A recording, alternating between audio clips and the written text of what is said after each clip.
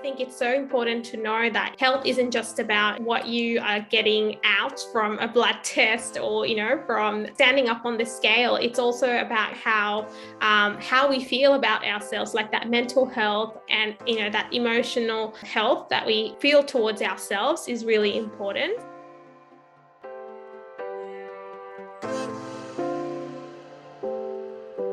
You're listening to the Wisdom for Wellbeing podcast, the show that blends science and heart to bring you evidence-based tips and tricks for cultivating a healthy, wealthy, and meaningful life.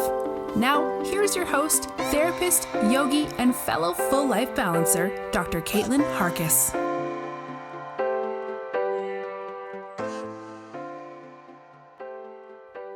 Hi there. Today I am going to be talking about intuitive eating with Dr. Anika Rouf. Now, this is a really important conversation because we exist within a diet culture. Diet is something that most individuals I know personally and professionally have experienced, have practiced, have gone on a diet. And as you'll hear from Dr. Rouf today, most people, 95% of people who go on a diet will inevitably gain the weight back, which is generally the reason why individuals diet, right? To lose weight, to change one's body shape. So I think this conversation is really important because we dive into this cultural appraisal of what a body should look like and what a healthy body is, looking at what our bodies actually are experienced as in terms of how they can support us to live a rich and meaningful life as an alternative. So Dr. Anika Rouf is a dietitian based in Sydney, and her area of expertise includes women's health and binge eating recovery. She helps busy women so that they can nourish their bodies with ease and balance better. I don't want to keep you too long, so I am keen, particularly as we're talking about busy individuals, to dive into the conversation with Dr. Anika now. However, I'm just going to flag, I would really love for you to listen out for her exploration around the concept of good and bad food, because this really pairs with a lot of what we talk about generally on Wisdom for Wellbeing around this idea that we dichotomize, that there are good emotions or bad emotions, good thoughts or bad thoughts, good behaviors or bad behaviors. I think she really lends to this conversation that we have to evaluate things differently in terms of helpful or unhelpful, compassionate, or perhaps the alternatives. So without further ado, let me introduce you to Dr. Anika now.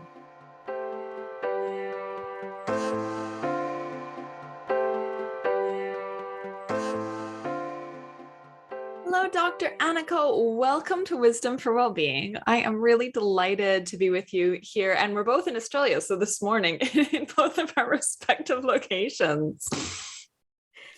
Hi, Dr. Caitlin. Thanks for having me. I'm so excited to chat with you. Yeah. And, we've worked together before, so we know that we have sort of a similar way of looking at the world and looking at how we engage in different elements in our lives. But specifically, your skill set as a practicing dietitian is all around supporting people with the foods that they are putting into their bodies, to ensure that their bodies are operating in a way that allows them to live a vital life, a meaningful life, which is where I really, focus my energies. But just to give listeners a bit more of an overview of who you are and the work you're doing, would you mind just introducing yourself? Yeah, sure. So I'm a dietitian and I'm based in Sydney, but I do have a virtual practice that's focused on women's health and disordered eating. So having a virtual practice means I can see clients that are not just from Sydney, but, also from different parts of the world. And I guess in my kind of day-to-day sort of role, I have a few. So I do a bit of teaching at 2 universities. I see clients one-on-one, and I do some media work as a media spokesperson with Dietician Australia. Amazing. So it's many different hats that you wear, but it's all around supporting people, and particularly women, with the foods that they're putting into their bodies. So, our bodies in this culture that we exist, it seems like for a lot of people, there's a lot of disconnection from their bodies. And in fact, a lot of people seem to really dislike, or dare I even use the word hate their bodies. Is this something that you're seeing a lot in your practice as well? Yes, for sure. I think it's become extremely common for people. I guess this is more for women in general, but it's very common that more and more people are sort of projecting that body hate. Just because I think there's a couple of reasons, but I think one of them would definitely have to be, social media. Like there's been, that huge growth where we are seeing lots of people on social media who've got, I guess certain filters, and, sometimes they also do some, I guess, editing to the photos. There's certain angles, lighting, all of that jazz. And I think all that can really make people feel insecure about their bodies. So I feel like, now I feel like we as a society probably feel more insecure about our bodies. And, as you said, I guess that with the body hate too, I think a lot of people do feel strongly, perhaps more than ever. Yeah, that fits with what I see in my practice, where a lot of people really struggle with their bodies, and there's a lot of psychological distress, symptoms of anxiety and depression that are in a way intertwined with their experience of being in their body. And more, I guess we're seeing the stats around disordered eating increasing. And I know that that's something that you support people with, because when someone is struggling with what they put in their bodies, their relationship to their cues around their body and what they need to eat or what diet they should be on, all of these things I think get really, really messy. So with diets, for instance, which is something that so many clients I work with, have experimented with. And a lot of people in my social circle generally, do diets work? Like, should we be on a diet? Is there a specific diet we should be on? What are the thoughts, from a dietitian's perspective there? Yeah, I feel like that's a really good question. Like, should we be on a diet? I feel like, of course we need to sort of have that understanding where we know and we have that knowledge how to kind of fuel our bodies in the right way. So I feel like yes, I guess we should be looking at making lifestyle modification, especially if I guess there's a certain medical condition that someone's looking to treat. Could be maybe a chronic disease, or it may be something related to women's health.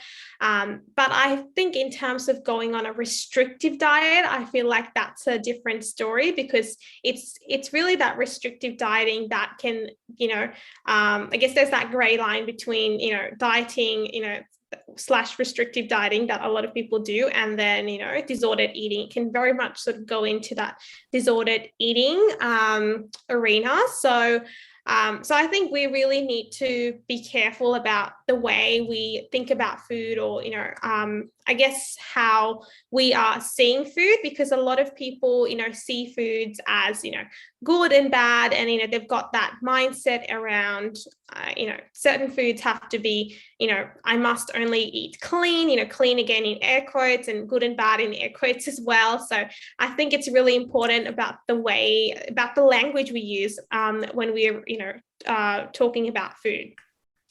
It's really interesting that you say, the good and the bad, because this is something that I think we struggle with in our language and around our emotional experience as well, or life experiences, right? Like, often when we have a difficult emotion, we might say, oh, that's a bad emotion, or that's a bad feeling, or that's a bad thought. And sometimes that can be really challenging language, because it dichotomizes, like you're saying, happens with food, rather than necessarily looking at whether this is helpful or unhelpful in terms of supporting us to live a life that is meaningful and rich for us. And I wonder if we then could look at food the same way, pizza in the context of going out with family and friends and like nourishing ourselves. I wonder if that's actually helpful in terms of our values and what we might prioritize in our lives. Yeah, you're so right, Caitlin, about what you said about, thinking about the values that are important to you. I think that's that's really important. And the other thing that I was going to answer was the second part to your question, which is, the question that I guess a lot of people want to know, or, a lot of people hope that, it works is, do diets actually work? Is there sort of, is there an issue that there is with, diets? And unfortunately, I mean, there's so many things that are wrong with dieting or, diet culture, but I guess the biggest one would be that diets don't work for most people, and 95% of people will gain their weight back within, a short amount of time. So maybe if it's not, 6 months or a year, it definitely happens by about, 4 to 5 years. So most people will gain their weight, which doesn't help, because then that sends them into doing another diet and, another diet. So they've got this, weight cycling or yo-yo dieting, where they're spending most of their life dieting. And there's also, that issue around, weight determining their self-respect and self-worth. A lot of people think that, okay, once I lose weight, I can be happy. But of course, if they're gaining the weight, then that's not really helping. And, that sort of sends them feeling really, down. And it's really damaging, I think, to a person's sense of self-worth and their self-respect. So I feel like there's so many different issues with diets. I think these are just a few of them. There's a couple of points. That's such an important contextual lens for us to hold too, that, you can put all of this effort into dieting and doing everything right, but that within a year, 3, 4, 5 years, in 95% of the cases and in 95% of us who go into these diets, that weight's going to be gained back, and that affects our sense of self. Like, that's a really important lens to hold, as well as the fact that then, most of our lives are spent dieting, which may draw us away from doing other activities that are really meaningful, or holding off on activities. I know a lot of people who will not engage in certain activities until they've lost a certain amount of weight, which means that lives are on hold until we reach this culturally idealized body state that may not necessarily be our body state. So you made an important point that I think I'd like to just draw listeners' attention back to for a moment, that if there is a health condition, a diet may be recommended, but that is not broadly the case for everyone. That if you are experiencing, maybe you could speak more to this, diabetes or heart disease or something, there might be a specific diet that is recommended to support you with the health condition. But the vast majority of us who might be dieting because we saw a billboard that looked a certain way, or we've been told that we should, in air quotes, look a certain way, that's not actually best practice in terms of what we're putting into our bodies, and may not necessarily be what our body needs. That might not actually be a marker of health. Am I getting that right in terms of a marker of health? Like, it's not necessarily healthy to be a size 6, like the female on Instagram that's been edited or photoshopped or something like that. Yeah, definitely. I think, a lot of the times, most of the time, we associate the way we look with our health. So, we often think, just, if someone is healthy, in order for someone to be healthy, they must be skinny. But the thing is, health isn't as simple as, skinny equals good and, fat equals bad. There is so much more to health. There can be, so many skinny people that are out there who may look very skinny. They might look, as you were saying, like, maybe very Instagrammable, or how we should, in air quotes, should be looking, but they can still have issues with their cholesterol, or other biomarkers. The biomarkers we can't really see without doing a blood test or different types of tests. So I think it's really important to know that weight is just one of the ways to look at health. There is so much more to health than just weight. And I really like the point that you brought up about how we are putting a lot of pressure on ourselves to look a certain way, and it's not exactly realistic, because I guess the body types that we see on media and social media, we see a certain type of body type, but that's not really representative of the world's body types. It's a very small percentage. So we are seeing this, being dominated on, on our media and social media. So we, are often, most people are thinking, okay, that's how I should be looking because that's what I'm seeing on media and social media. Yeah. And I mean, it's a tough one, isn't it, in some ways, because it's what we're seeing. And I mean, we're sitting here, the two of us, just to acknowledge for anyone who might be aware of us, like we are sitting here both in smaller frames. So I think we kind of need to like call that out and hold it as well, that there's like all of this broadcasting around what health is. But I wonder if, as you kind of highlighted, that health can be a real, like a broad lens. It's not just being skinny. And I wonder if we kind of bring in the lens around like health emotionally and psychologically and spiritually, that there are these other markers of health in our lives. In addition, you highlighted like blood markers around cholesterol and things that we don't necessarily see when we see someone's shape, but that there are these amazing markers in our lives in terms of how we connect with others and we do activities that are meaningful. And if we're holding off doing those activities because we're trying to fit our body into a specific frame that may not be our frame, then we're holding off on our lives. And as you mentioned, like there could be this yo-yoing cycle that starts as a result of trying to diet and gaining the weight back and starting that again and again and again. And then suddenly we're missing out on our lives. It seems really sad when we look at health as like our life. Yeah, I cannot agree with that more. And I've seen a lot of clients, who are struggling with, as you said, with holding back on their life just because, they haven't gotten to a certain, maybe number or, size, but I guess they haven't met their expectations yet. So they are sort of holding back on things. And that can be really detrimental for someone's, mental and emotional well-being.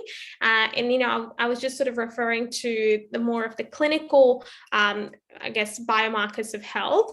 But I think it's so important to know that, health isn't just about, what you are getting out from a blood test or, from being standing up on the scale. It's also about, how we feel about ourselves, like that mental health, and that emotional sort of, I guess, health that we, feel towards ourselves is really important. So yeah, I think it's definitely something we don't really pay enough attention to.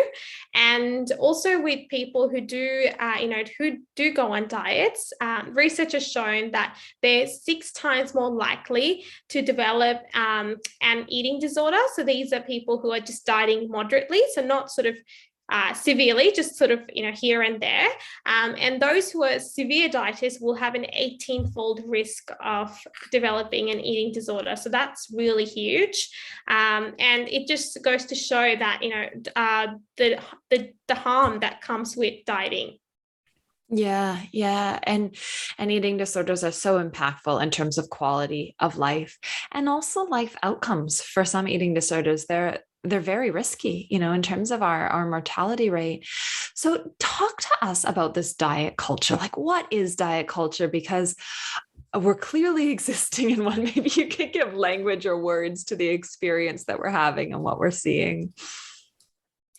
Yeah, so with diet culture, it's a really, I think, tricky one to sort of define, because I think a lot of people have these beliefs that are, very well set in concrete around, dieting, and a lot of people see it to be a positive sort of, action that they're doing, towards their health. So with defining diet culture, I would say that it just simply refers to a set of values that, sort of prioritizes thinness, appearance, and shape above your health and well-being. So it basically conditions a mindset that there's a right, right in air quotes and wrong in air quotes way to eat. And so it's focused on, practicing these beliefs that, there's a good food, air quotes, bad food, again, in air quotes. And it sees thinness as, kind of as the epitome of health, and weight is, being the only factor that determines our self-respect and self-worth. And food is sort of just seen as, calories, macros, nutrients. So it's just seen as a very basic, thing that, we are eating only for those reasons. For calories, which is very much of a reductionist approach, because, as you were saying, food is so important, and it's part of health and life in a much bigger sense. As you were giving that pizza example, like it can provide us with joy and social connections and so much more. Thank you for highlighting that, and the good and bad, the challenges around that. And you've said a few times the food, you I think referenced like clean in air quotes food before, and the food that we might see on social media that that's like a trendy health food and things. So I'm getting the sense that's not real objectively in terms of nourishing our body better than other food. Am I getting that right? Yeah, so I think a lot of people have this approach that they have to eat, clean. So clean eating just simply means that, reducing or restricting, actually it's more of a restriction of any foods that that they consider to be bad. So it might be, usually it's the sugary foods that are often seen as the I guess the villain. So all sugary foods are often sort of restricted. There's a lot of people go to the extremes of cutting out food groups. So it can be things like carbs are cut out in the keto diet. Dairy, some people choose to cut out dairy. So a lot of the times these diets can be very restrictive, and when there's a lot of restrictions and rules set around a certain diet, a person can only go for so long with following that kind of diet, and they might last a couple of weeks or maybe a couple of months if they're really sort of trying hard, but no one would be able to sort of have that sort of restriction for like a long period of time. So it eventually does sort of come to a point where they might end up having a cheat meal or a cheat day and all of those things. And then for a lot of people that can sort of set them off, and they end up going on, they might sort of end up binge eating and things like that, overeating, just because they've been restricted from a certain food for so long. Yeah. Okay. So it sets this cycle of binging restriction, and there's an alternative to that, isn't there? So if we're listening to our internal cues for eating, talk to me how we would reconnect with that. If we've been dieting for a number of years, how would we reconnect to internal cues around our needs and what we might call intuitive eating? Yeah, sure. So with intuitive eating, it is a little bit hard to sort of, go into like a summary, but I'm going to try my best, because with intuitive eating, I know a lot of people are sort of trying this these days, but they sort of don't look at intuitive eating as a whole. They might just take one or two principles. So I feel like sometimes, intuitive eating does kind of get misconstrued. So I think just a lot of people just see it as a very simple kind of approach where you're eating when you're hungry and stopping when you're full, but there's just a very simple way to look at intuitive eating, and it's not sort of correct. So overall, there are 10 principles. So we really need to sort of be looking at them as a whole. And with those principles, a lot of them focus around, eating, like honoring your hunger. So eating when you're full, like eating when you're hungry, and then kind of stopping when you're full, which is, as I said, very simply put. But it's also about learning to cope with your emotions and providing yourself with that kindness and respecting your body, and moving your body in a way that feels right to you, and honoring your health. So there is so much more to just eating when we're looking at the principles of intuitive eating. Okay, thank you for highlighting that. And that's a real flag for us who might see, intuitive eating showing up in different arenas, that we might go, okay, there's actually a lot more to this practice, 10 pillars, and that listening to our body cues, noticing when we're hungry and full, that this is really just the tip of the iceberg, that there's so much more that goes into that. But I know that's something you can teach. So listeners, if you are kind of going, oh, this is something that I'd like to reconnect with, obviously you can reach out to Dr. Anika for more. But just to kind of then tune into this, the emotional states is a really interesting area. And I think an area that we see a lot of overlap in our work, because being able to, in my work, notice, name, and tame, essentially by noticing and naming our emotional states, is vital, in terms of making space for this experience of being human. And it sounds like there's a lot of overlap then in terms of our eating, right? Like noticing our emotional state is really a skill set that I think maybe our culture has done us a disservice in, and possibly through the dieting culture. But I would say, maybe there's some overlap with a culture whereby we're told, oh no, you're fine. Like, don't worry about it, get on with it. And we're almost taught to disconnect from these emotions, which are feelings, body states that we have. So I wonder if there's, philosophically some sort of a lens to our culture generally here that has us disconnecting from our bodies and our felt states. Yeah, I'm so glad you mentioned that, Caitlin, because, with that disconnection that we feel from our bodies, a lot of it has to do with diet culture and, going on diets, because when people are going on diets, they're following something that's coming from an external source. So, it could be calorie counting, it could be a set meal plan, whatever it is disconnecting them from their body's internal cues. So they're not going to be paying attention to, how they're feeling, if they're feeling hungry, if they're feeling full, or if they're feeling satisfied, from a meal. So it's more to do with, following certain rules that, they may have set for themselves with that diet. So I feel like that's another sort of long-term damage that diets have done to, people, that, there is that disconnection, and that does stay on. Of course, it is possible to kind of, reconnect with our bodies. It's something we originally had, when we were younger. So it's definitely possible to establish that connection again. It just takes a little bit of work. And as you said, it is really important to notice some of our body's internal cues. So just looking, at how we are feeling, and paying close attention to our, physical states and emotional states, and looking to see, is that sort of physical hunger, emotional hunger, and then just sort of working out, where to go from there. Yeah, amazing. That's, I think, a really important lens in terms of trying to tune in and develop that connection again. And also, listeners, be gentle with yourself, because there can be so many reasons, certainly growing up and being told to diet from an early age, whether directly or indirectly.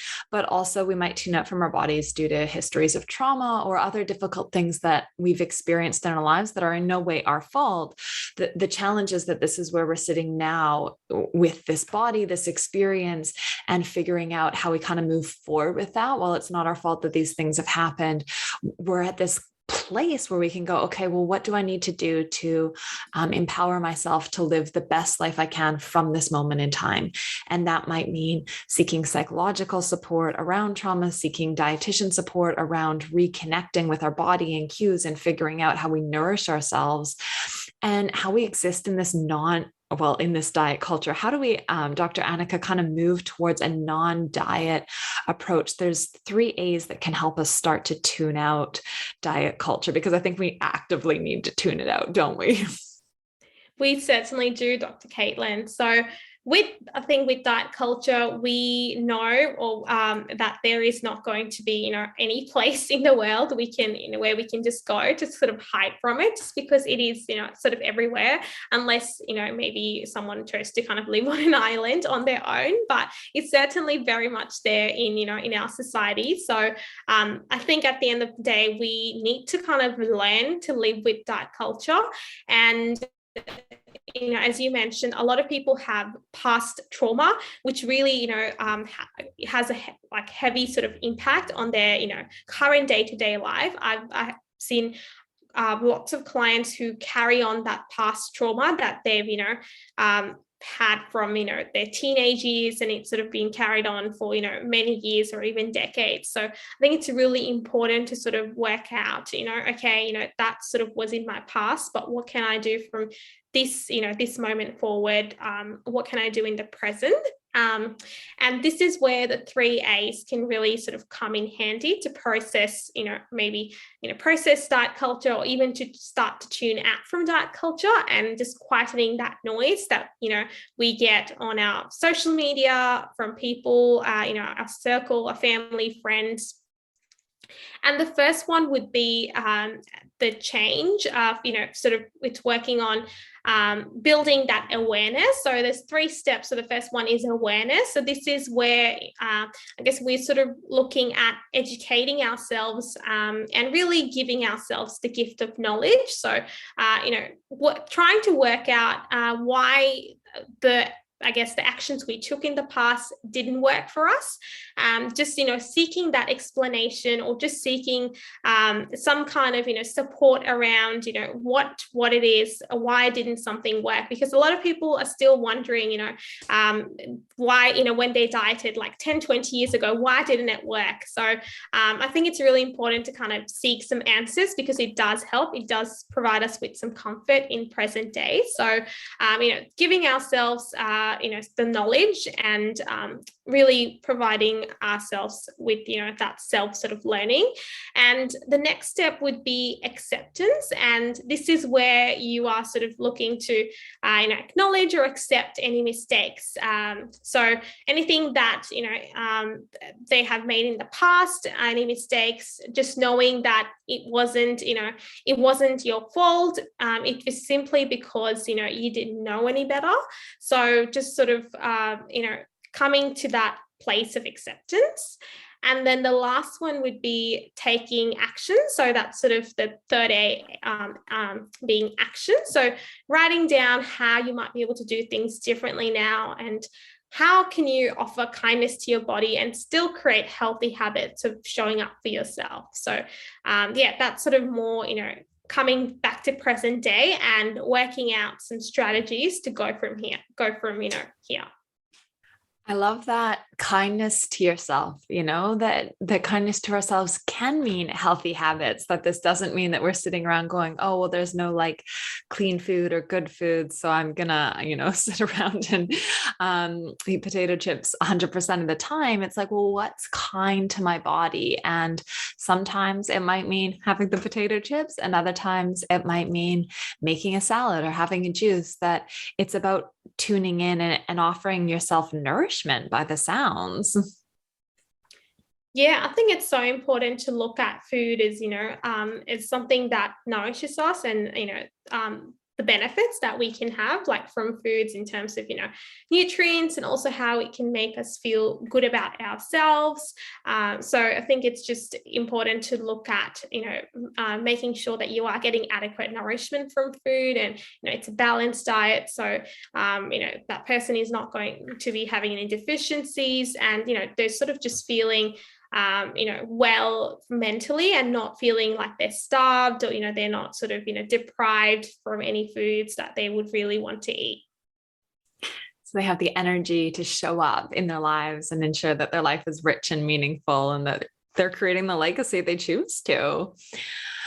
So just as like a bit of a summary, there is no such thing as like a good body shape, that this skinny ideal, or, what is shifting to, the Kim Kardashian shapes, that these are not like good or necessarily healthy body shapes. We all have body shapes that we come into the world with.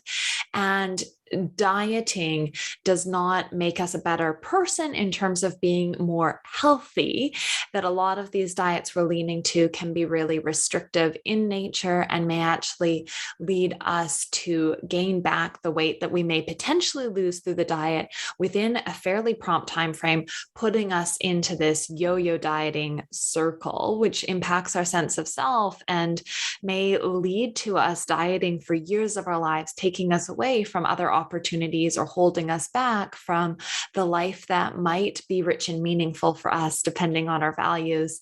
So we really need to hold to and actively stand in an anti-diet approach, because we are unfortunately surrounded by this dieting culture. Is that kind of, a summary, very loose summary of what we're kind of sitting with here?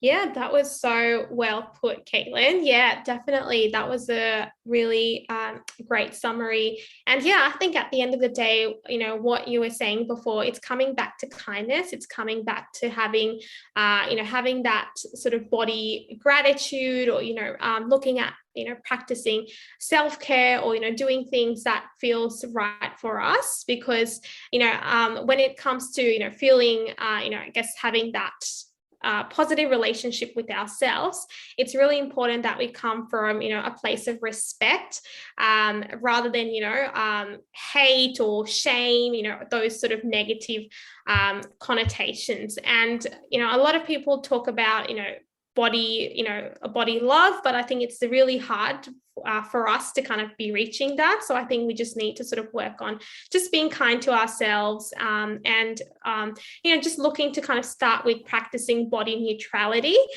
because I think loving your body is very hard when most people are going through that process, where they're hating their bodies. Thank you for highlighting that. That's something that comes up in my practice a lot too. That maybe we can look at our bodies as simply neutral. They're these vessels that allow us to do other things that are meaningful in our lives. That sometimes when we assume that we need to love our body, and then that's not the emotion we're experiencing, we can feel more like we're failing or doing something else wrong. That if we can, practice neutrality for this body, this vessel that carries us, it might make it easier to move forward with meaning. Is there anything that you might offer listeners as a quick tip, or just like a springboard to start their journey as we wrap up here today? Would it be to kind of lean into those three A's of, the anti-diet, non-diet approach, whatever we want to call it? Or, is there's something else that listeners might kind of, take away from this conversation today? Yeah, I think the 3 A's would definitely be one of them. And also, I think just giving yourself the permission to kind of eat the foods that, you like, and, working towards, having that, I guess, body awareness, or, working towards body kindness, practicing body neutrality, sort of taking a first step. I think those would be the sort of the key points. Neutrality, kindness, respect, as you said earlier. Dr. Anika, how can listeners connect with you further? How can they follow up more, particularly if they're going, oh, intuitive eating sounds really interesting, and what are these 10 pillars? Where can they connect with you? So I have an Instagram that's called Appetite by Anika. So if anyone has any questions, I would love to answer them for you. My website's just Anika, and then my surname rouf.com. And I know it can be very daunting for for people to kind of get started when they have no idea how to sort of go forward and recover from the trauma and all of that sort of past that they have had. So I think it's really important to take a small step. So this is why I've created a self-paced course where it's an easy way to kind of learn without, when you're not really sure how committed you want to be. So the course is called Busy Women Balance, and I've designed this course with the needs of busy women in mind. So the videos are quite short, and it's just, most of it's videos and some worksheets. So I feel like that's a great place to start if someone's not ready to sort of work one-on-one. This is sort of, I guess, simpler way to kind of learn, especially with that awareness part, the first part that I was mentioning, just learning why things haven't worked for them in the past and how they could do things differently. Amazing. Thank you very much for sharing all of that. And listeners, of course, dive in a way that feels appropriate for you, and head to Appetite by Anika and AnikaRouf.com to get more information around her offerings and connect to the course there. And I'm sure if listeners can't find the information about the course, they can just send you a DM and you can point them in the right direction. Hey. Yeah, I'm happy to answer any questions about the course or just in general. So feel free to shoot me a DM or send me an email.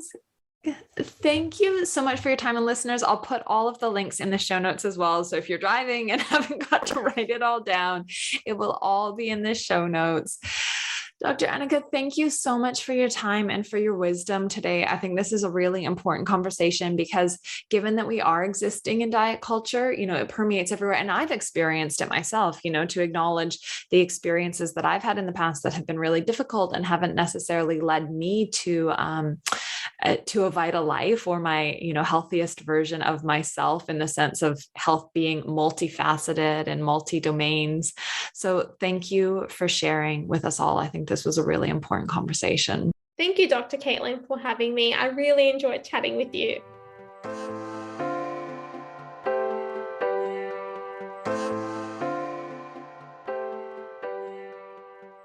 Well, I hope that you enjoyed that conversation with Dr. Anika Rouf as much as I did. I think the concept of eating and treating our bodies with respect is incredibly empowering. We might not always like our bodies. We might not always feel good in our bodies, air quotes again. But we can treat our bodies with kindness and with respect, allowing them to serve us as we move forward to create a vital life, a meaningful life. And in addition to intuitive eating, which she's highlighted is a much bigger concept, I think this really pairs with a lot of what we're talking about on Wisdom for Wellbeing. How do we cultivate interoceptive awareness, this awareness of our internal states? How do we experience and move in our bodies, which pairs with a lot of the work around embodied psychology, yoga, mindful movement practices that we know I am so passionate about. So I hope that this conversation supports you in, your relationship with food and with yourself, and might add another lens to, your yoga practice, your embodied wisdom practices, as well as the efforts and steps that you are making towards cultivating wisdom and meaning in your life. And what is wisdom but knowledge as well as experience? So may we experience, a wide range of nutritious, delicious foods for our bodies, for our souls. I'll look forward to connecting with you next week. Bye for now.